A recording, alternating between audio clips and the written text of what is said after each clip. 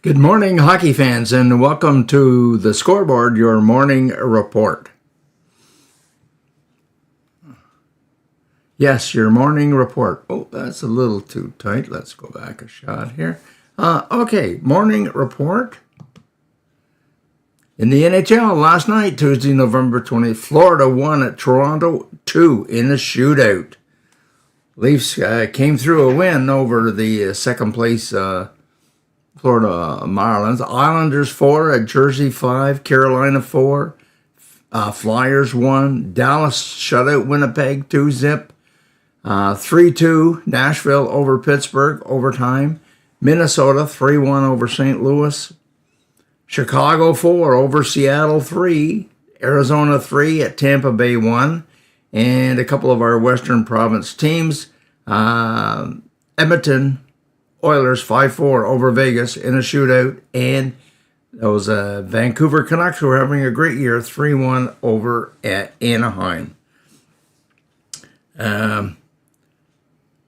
What's that done to our standings in the Atlantic Division? Well, Boston's still on top, of course, with 31 points. Florida sitting at 28, getting closer, but they played an extra game. Toronto, only with 20 games, still is now sitting at 25. And Ottawa, 5 games in hand on Buffalo, and they're 6 points behind Buffalo, so they can make that up, I believe. NHL schedule coming up tonight, Wednesday the 29th, Montreal at Columbus, Detroit at the Rangers, and Washington at Los Angeles. After last night's games, Nikita Kucherov from Tampa Bay still on top. A couple of Vancouver boys there, Miller and Hughes in second and third spot. Then Cale Makar, defenseman. And finally, we get to see a couple of Edmonton very familiar faces. Connor McDavid and Leon Draisaitl are rounding out the top 10.